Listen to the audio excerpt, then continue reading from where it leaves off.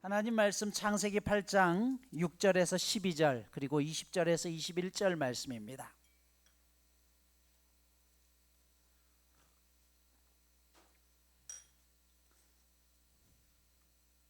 (40일을) 지나서 노아가 그 방주에 낸 창문을 열고 까마귀를 내놓음에 까마귀가 물이 땅에서 마르기까지 날아 왕래하였더라. 그가 또 비둘기를 내놓아 지면에서 물이 줄어드는지를 알고자 하매 온 지면에 물이 있으므로 비둘기가 발 붙일 곳을 찾지 못하고 방주로 돌아와 그에게로 오는지라. 그가 손을 내밀어 방주 안 자기에게로 받아들이고 또 7일을 기다려 다시 비둘기를 방주에서 내놓음에 저녁 때에 비둘기가 그에게로 돌아왔는데 그 입에 감람나무 새 잎사귀가 있는지라. 이에 노아가 땅에 물이 줄어든 줄을 알았으며 또 7일을 기다려 비둘기를 내놓음에 다시는 그에게로 돌아오지 아니하였더라. 20절입니다. 노아가 여호와께 제단을 쌓고 모든 정결한 짐승과 모든 정결한 새 중에서 제물을 취하여 번제로 제단에 드렸더니 여호와께서 그 향기를 받으시고 그 중심에 이르시되 내가 다시는 사람으로 말미암아 땅을 저주하지 아니하리니 이는 사람의 마음이 계획하는 바가 어려서부터 악함이라. 내가 전에 행한 것 같이 모든 생물을 다시 멸하지 아니하리니. 아멘. 지난 시간 노아가 방주에 들어가고 나서 비는 일주일 후에 내렸다라고 말씀을 드렸죠. 우리가 세상을 살아가면서 이 땅을 살면서 힘든 이유는 하나님의 약속이 이루어지기까지 버텨내는 6일간의 과정이 힘들다라고 했죠. 이 6일 동안 기다리는 기간 세상이 더 커 보이고 하나님보다는 내 앞에 당장 주어진 권력들 이런 게 더 커 보이는 것이죠. 하지만 기적의 순간은 지나온 6일의 시간이 있었기 때문에 가능했음을 말씀을 드렸습니다. 그래서 믿음의 사람들은 절망 속에서도 희망을 노래할 수 있어야 됩니다. 오늘 8장 1절은 이렇게 시작하죠. 하나님이 노아와 그와 함께 방주에 있는 모든 들짐승과 가축을 기억하사. 여기 기억이라는 단어를 기억하십시오. 조각칼로 새겼다라는 뜻이에요. 그러니까 하나님께서는 노아를 방주에 그냥 던져놓은 것이 아니라 그 방주 안에 있는 동안도 단 한순간도 잊지 않고 조각칼로 기록해서 기억하고 계셨다는 것이죠. 출애굽기 2장에서 이스라엘 백성들이 애굽에서 노예 생활을 할 때도 그들이 고통 가운데 부르짖었을 때 하나님은 그들의 고통을 들으셨습니다. 아브라함에게 약속하셨던 그 약속이 430년이 흘렀지만 이스라엘 백성들 가운데는 다 하나님을 잊어버렸지만 430년이 지난 그 순간도 하나님은 아브라함과 했던 약속을 기억하셨습니다.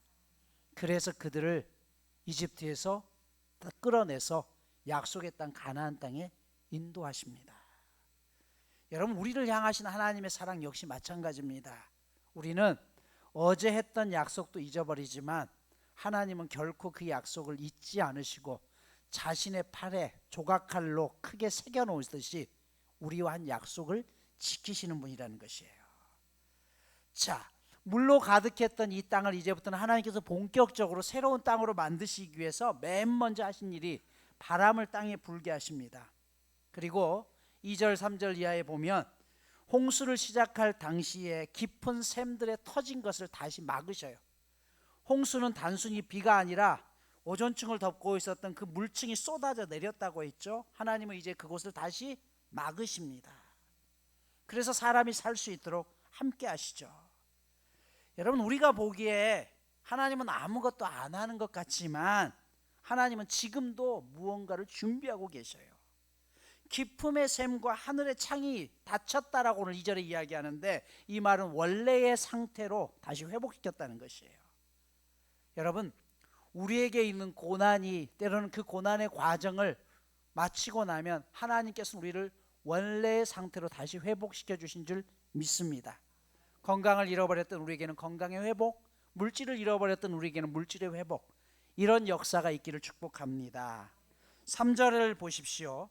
물이 땅에서 물러가고 점점 물러가서 150일 후에 줄어들었다라고 있어요. 여기 150일은 창세기 7장 24절에 나오는 150일과 같은 의미입니다. 즉, 땅 위에 홍수로 인해서 150일 동안 물이 가득 차 있었다는 것이에요. 이제 150일 동안 땅 위에 차 있었던 물을 빼기 시작합니다.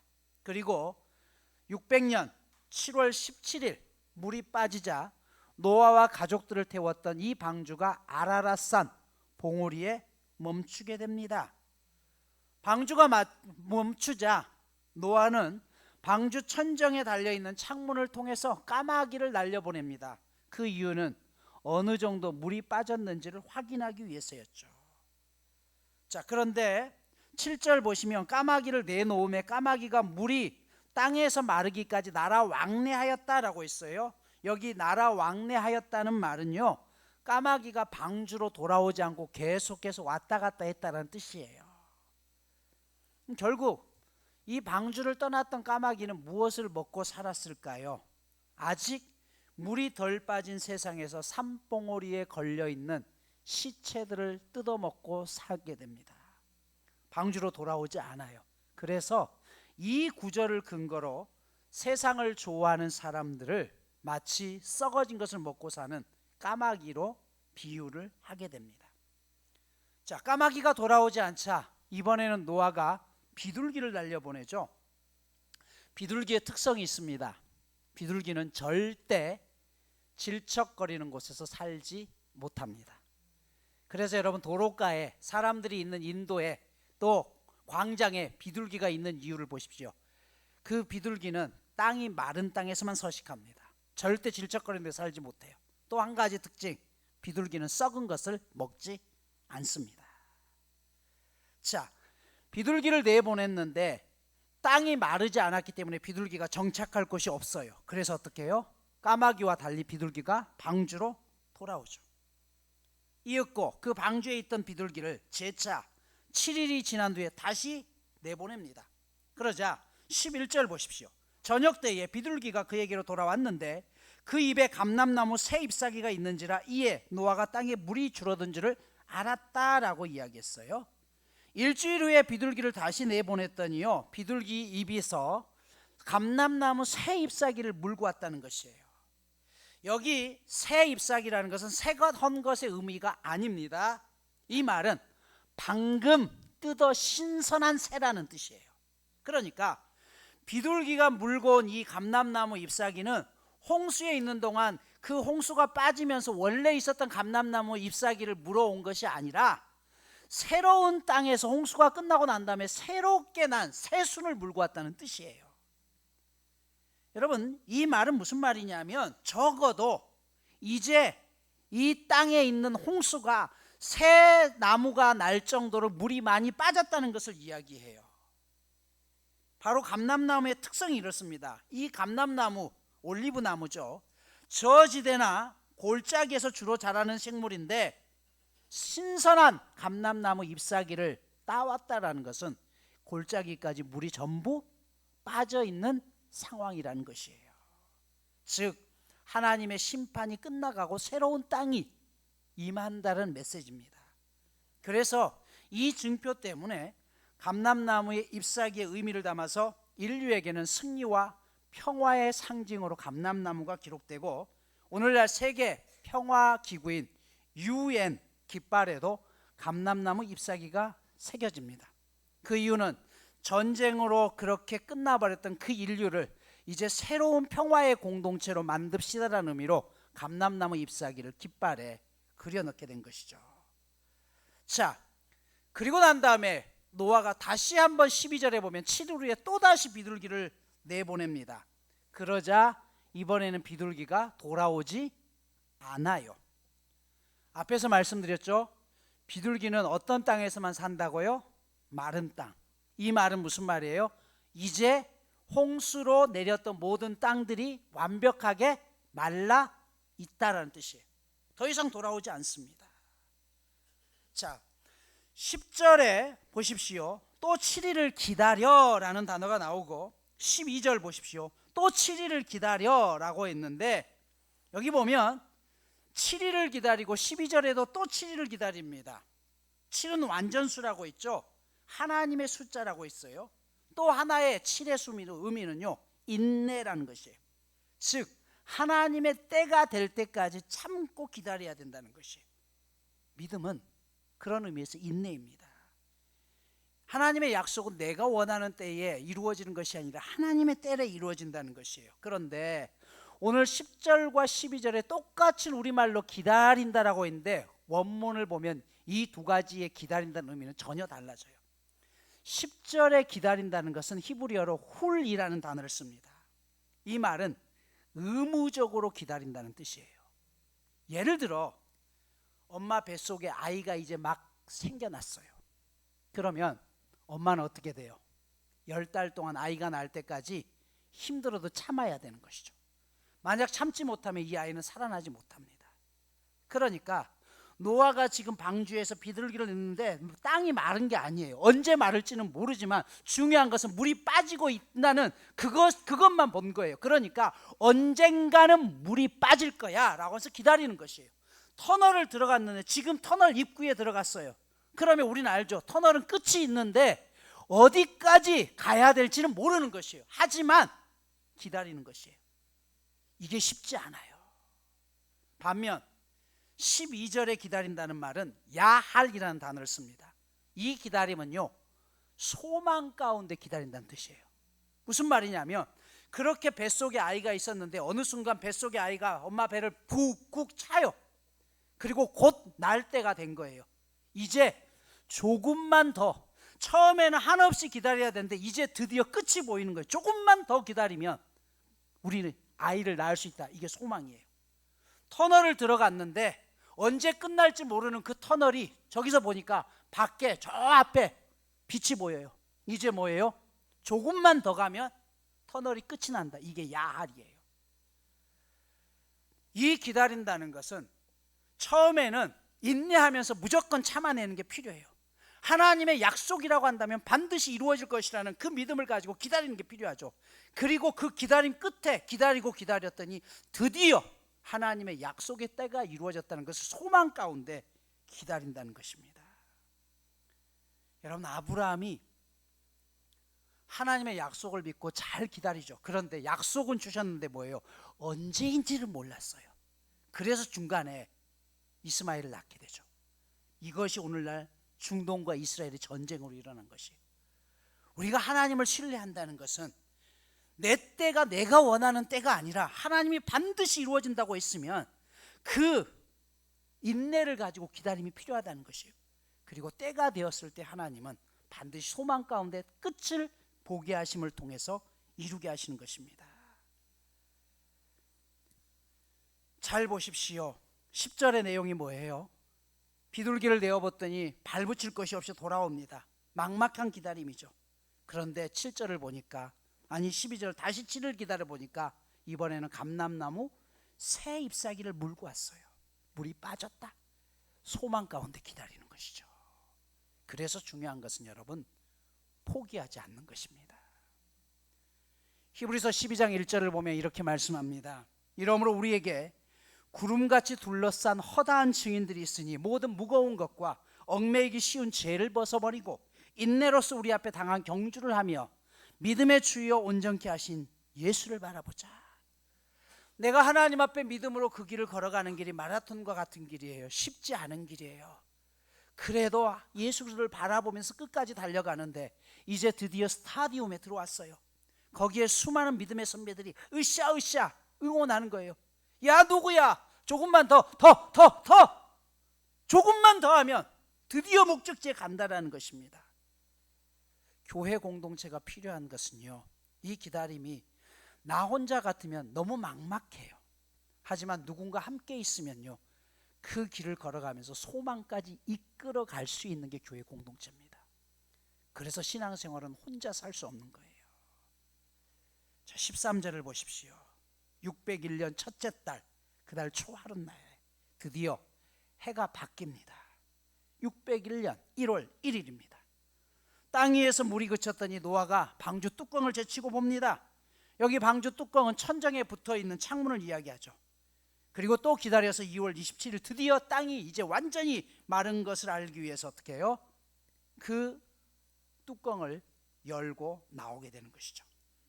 오늘 본문 11절에 보면 처음에 물이 줄어듭니다. 13절에 물이 거쳤다라고 있어요. 14절에 보면 땅이 말랐다는 것이에요.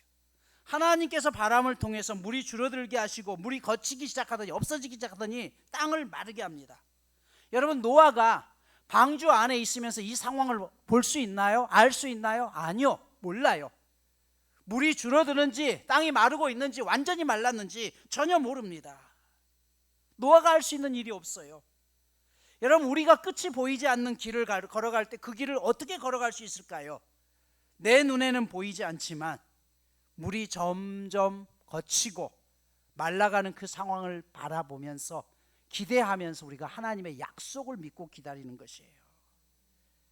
15절에 보면 하나님이 노아에게 말씀하죠. 드디어 방주에서 나오라라고 이야기해요. 그가 나온 게 601년 2월 27일입니다.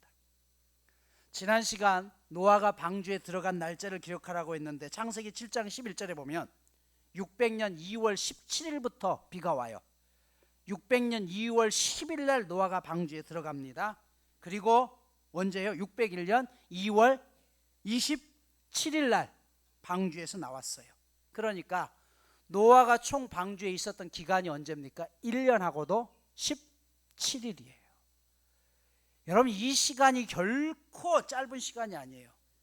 방주는요, 우리가 생각하는 지상 낙원이 절대 아닙니다. 1년 동안 똑같은 얼굴을 봐야 됐고요, 거기에서 신선한 음식을 먹을 수 있었을까요? 제가 섬 사람이잖아요. 지금은 그래도 다리가 나아져서 많이 섬까지 가는 길이 가까워졌지만 지금도 배를 타야 됩니다. 그런데 옛날에는 중간에 다리가 없고 그냥 목포에서 배를 타고 가야 되는데 7시간을 타야 됐어요. 그래서 항구에 도착하면 맨 먼저 애들이나 어른들이나 꼭 사는 게 있어요. 하투를 사가지고 배에서 고스톱을 치는 거예요. 애들이나 어른들이나 다 쳐요. 왜? 7시간 너무 지루하니까 하투를 치고 또 해도 그걸로 라면도 싸먹고 그걸로 과자도 사먹고 그렇게 7시간을 버텨내는 것이에요. 그래도 얼마쯤 왔나 했는데 아직 절반밖에 안 왔어. 여러분, 7시간 가는 것도 이게 쉬운 일이 아니에요. 그런데 1년이 넘는 시간 동안 새로운 사람을 보는 것도 아니고 그 방주 안에서 밖을 보는 것도 아니고, 그렇다고 거기에 또 약 46,200마리의 동물들이 있었잖아요. 그 똥냄새, 오줌 냄새는 어떻게 해요? 그 과정을 겪어내는 게 방주의 생활이었습니다. 세상보다 더 치열한 삶이었어요. 그러면 이 현장 속에서 그들이 어떻게 버틸 수 있었을까요? 방주의 구조 속에 해답이 있습니다. 6장 15절과 16절을 보면 방주의 구조가 나오는데요, 쉽게 말하면 사람과 짐승이 들어가는 문은 옆에 있고요, 환기할 수 있는 창문은 위에 있습니다. 즉 방주는 옆을 바라볼 수 있는 창문은 한 개도 없어요. 오직 한 개의 창문이 하늘로만 뚫려져 있는 것이에요. 노아의 방주에서는 하늘만 보입니다. 여러분, 때로 우리가 신앙생활을 하면서 내가 왜 이러고 있느냐, 오늘 그럴 때가 충분히 있어요. 예수 믿고 우리가 하나님 앞에 함께 믿음의 공동체 생활을 하는 것은요, 내가 꿈꾸는 천국 같은 삶만 있는 것이 아니에요. 처음에는 좋아요. 교인들이 나를 챙겨주죠. 그런데 매일 같은 사람을 봐야 되고요, 나는 싫은데요, 동산지기가 맨날 전화해서 동산 예배를 드리래요. 그런데 갔더니요, 나는 급해 죽겠는데 1시간 2시간 쓸데없는 얘기만 하고 있더래요. 그래서 내가 가야 되나 말아야 되나, 이런 일들이 실제로 있어요, 없어요? 있어요. 그런데 거기서 서로 마음이 상했어요. 그래서 때로는 그 사람이 보기가 싫은 거예요. 은혜 받으려고 왔는데 저 사람이 저기서 열심히 찬양하고 은혜 받는 거 보면서, 야, 지가 지난주에 나한테 그렇게 해놓고 저딴 식으로 해놓고 자기는 은혜 받네, 참네. 여러분, 이게 우리네 삶입니다. 하지만 그럼에도 버텨내야 돼요. 그 순간을 이겨낼 수 있는 방법은 오직 하나밖에 없어요. 위에 뚫린 하늘을 향해서 하나님만 바라보는 것이에요. 이게 방주의 삶이고 교회의 삶입니다. 우리는 교회에 오면 모든 게 다 해결될 거라고 생각하죠. 아닙니다. 2000년 역사를 보면 교회가 타락할 때는요, 사람들이 교회에만 머물러 있을 때예요. 교회는 유람선이 아닙니다.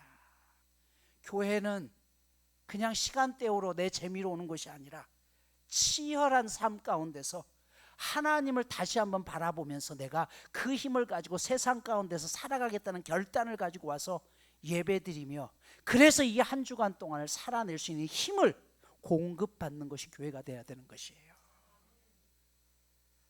자, 1년 17일 만에 방주에서 노아와 가족들이 나왔습니다. 여러분들이 1년 17일 동안 방주 안에 있다가 처음 세상으로 나왔어요. 뭘 가장 먼저 하고 싶을까요? 제가 아산병원 중환자실에 며칠 있는데요, 나중에 좀 정신이 차려니까 가장 힘든 게 뭐냐면 머리가 막 근지럽기 시작하는데 미칠 것 같아요. 근데 중환자실에 내려갈 수가 없잖아요. 머리를 좀 감겨줬으면 좋겠는데 간호사한테 물었더니 일주일에 2번씩 이 물 없는 샴푸를 가지고 와서 이렇게 머리를 감겨주시는 분이 있대요. 그래서 제가 언제 옵니까? 내일 온대요. 꼭 저 좀 머리 좀 감겨주세요. 물 없이 그냥 샴푸로만 해가지고 하고 나서 수건으로 닦았는데, 야, 살만해요. 그냥 그렇게만 해도. 여러분, 1년 넘는 시간 동안 방주 안에서 목욕이나 제대로 했을까요? 아마 저 같았으면 바로 내과로 가서 식구들 다 데리고서 야 빨리 가 씻자, 묵은 때 벗겨놓고 야 세상이 이렇게 좋구나 그러지 않았을까요? 그런데 오늘 노아는 그가 나오자마자 뭘 했습니까? 8장 20절 보십시오. 노아가 여호와께 제단을 쌓고 모든 정결한 짐승과 모든 정결한 새 중에서 제물을 취하여 번제로 드렸더니, 그가 하나님 앞에 가장 먼저 노아 방주에서 나온 다음에 했던 게 예배였습니다. 다른 어떤 것보다도 우선적으로 하나님 앞에 예배를 드렸더니 하나님이 뭐라고 시작해요? 21절 보면 여호와께서 그 향기를 받으셨다. 예배라고 하지 아니하고 그 향기를 받으셨다는 것이에요. 가장 모든 것, 다른 모든 것들이 다 중요하죠. 집도 지어야 되고요, 먹을 것도 찾아야 되고 몸도 씻어야 되는 그 과정 속에서 가장 먼저 하나님 앞에 예배를 드리고 이 순간이 하나님 앞에 드리는 나의 결단입니다라고 했을 때, 하나님은 그 예배를 그냥 예배라고 하지 아니하고 오늘 향기를 받으셨다라고 이야기해요. 그리고 거기서 끝난 것이 아니라 이 향기가 제대로 드려졌을 때 하나님은 또 하나를 작정하죠. 다시는 물로 세상을 멸망시키지 않겠다. 여러분, 한 사람의 제대로 된 예배가요, 하나님의 마음까지도 가장 강력한 큰 사랑으로 붙듭니다. 오늘 말씀을 마무리합니다.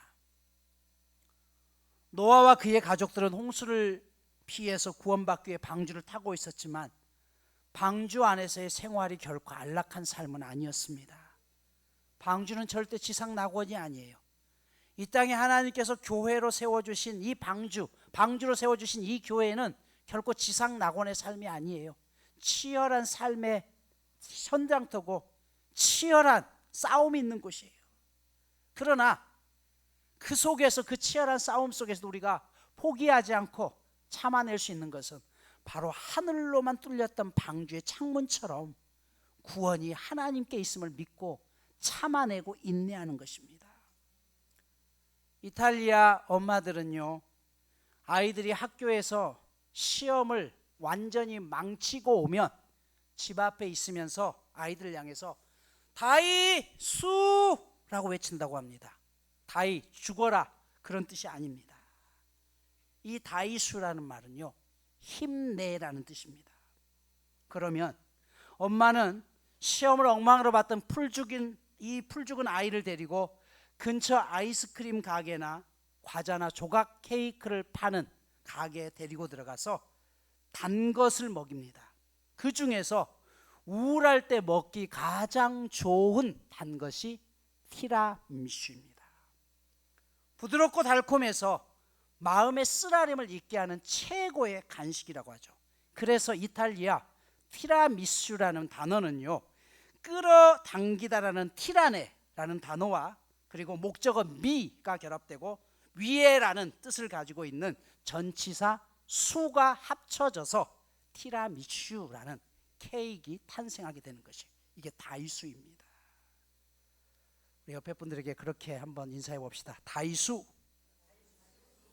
여러분, 실망과 낙심, 절망, 우울에 잠기지 말고 자꾸 우리의 마음을 끌어 당겨야 될 이유가 여기에 있는 것이에요. 늘 하는 말이지만 어려운 일을 만날 때마다 우리가 되뇌야 할 말이 있어요. 이런 상황이 다가오니 좀 쓰라리고 힘이 겹지만 그러나 나는 문제보다 더 크신 하나님 앞에 나의 인생을 끌어올릴 거야 라고 하면서 이겨내야 되는 것입니다. 그 희망을 가지고 살아갈 때 드디어 하나님은 방주의 문을 여시고 노아를 통해서 인류의 새 역사를 시작합니다. 그리고 그 역사를 이루실 이 노아의 예배를 받으신 다음에 내가 다시는 이 땅을 홍수로 심판하지 않겠다라고 말씀하죠. 그 다음에 이런 말씀을 하죠. 사람의 마음에 계획하는 바가 어려서부터 악함이라라고 오늘 본문에 이야기해요. 아주 중요한 말씀입니다. 여러분, 이 말씀 속에서 더 깊은 메시지를 깨닫게 되는데요, 죄로 인하여 대홍수의 심판이 왔지만 홍수의 심판도 죄를 없애지는 못했다는 것이에요. 여러분, 법으로 처벌을 하면 세상이 좋아질까요? 사정의 칼날을 휘두른다고 해서 세상이 깨끗해집니까? 죄인을 감옥에 다 집어넣는다고 해서 세상이 변할까요? 아닙니다. 아무것도 달라지지 않아요. 혼을 내고 심판을 한다고 해도 죄는 없어지지 않습니다. 자녀는요, 혼내고 야단친다고만 해서 바뀌는 게 아니에요. 자녀를 가장 크게 변화시킬 수 있는 건 뭐예요? 사랑이에요, 사랑. 그래서 하나님은 예수 그리스도를 이 땅에 보내셔서 피를 흘리게 하심으로 그분의 사랑으로 우리의 얼어있는 마음을 녹여버리시길 원했던 것이에요. 박노해 시인은 거룩한 사랑이라는 시에서 어머니에 대한 이런 기억을 말씀합니다. 어린 시절 방학 때마다 서울서 고학하던 형님이 허약해져 내려오면 어머님은 애지중지 길러온 암탉을 잡으셨다. 성호를 그은 뒤 손수 닭 모가지를 비틀고 칼로 피를 묻혀가며 맛난 닭죽을 끓이셨다. 나는 칼질하는 어머니 치맛자락을 붙잡고 떨면서 침을 꼴깍이면서 그 살생을 지켜보았다. 여러분, 이 시가 말하는 게 뭔지 아세요? 어머니라고 해서 자신이 닭모가지를 비틀고 닭을 칼로 목을 내리치는 과정이 쉬웠냐는 것이에요. 쉽지 않았다는 것이에요. 그런데 그 일을 하는 이유는 딱 한 가지였다는 것이에요. 내 자식, 형이 내려와서 공부하느라 애쓰고 수고한 그 자식을 먹이기 위해서 손수하기 싫은 손에 피를 묻히면서 닭을 삶아주고 그렇게 하면서 형을 키웠다는 것이죠. 여러분, 사랑은요, 자신의 손에 그 사람을 위해서 피를 묻히는 것을 아끼지 않는 것이. 하나님은 우리를 너무나 사랑하셨기 때문에 법으로 세상을 심판하시기 전에 노아 홍수를 통해서 변화할 것이 아니라 이제 마지막으로 그가 가지고 있는 모든 사랑을 통째로 우리에게 올인하셨습니다. 그것이 바로 예수님의 십자가 사건이었고 피 흘림이었습니다. 자신의 손에 손수 피를 묻혀가면서 그렇게 닭모가지를 비틀듯이 예수 그리스도를 십자가에서 죽이시면서 우리를 사랑하신 그 사랑이 오늘 여기에 있습니다. 그래서 우리가 아무리 힘들고 어려워도 포기하면 안 되는 이유가 여기에 있습니다. 우리의 소망이 하나님께로 찾아오는 이유가 바로 여기에 있습니다. 그 소망을 위해서 오늘 우리는 예배자로 서는 것입니다. 한 번에 단 한 번의 예배라고 할지라도 그 하나님 앞에 온전히 드린 예배를 하나님은 향기로 받으시고 오늘 우리를 다시 살리시기를 원하시기 때문입니다. 사랑하는 여러분, 이 한 주간도 잘 이겨내십시오. 버텨내십시오. 힘내십시오. 그리고 나를 하나님 앞에 끌어올리는 역사가 있기를 축복합니다. 이번 주 미션입니다. 뭘까요? 이번 주 미션은요, 가족도 괜찮고 친구도 괜찮고 또 여러분 간에 소원해줬던 사람도 괜찮습니다. 카페에 내려가셔서 티라미수 한 조각 놓고 함께 차를 마시는 것. 티라미수 한 조각 주십시오. 그리고 카톡에 올려주십시오. 맨 먼저 그 미션을 행한 사람이 저에게 카톡을 보내시면 제가 그분에게는 티라미슈 한 판을 선물로 드리겠습니다. 누가 될지는 여러분들이 먼저 하시는 자는 복이 있을지니 티라미슈 케이크를 얻을 것이요. 기도합니다.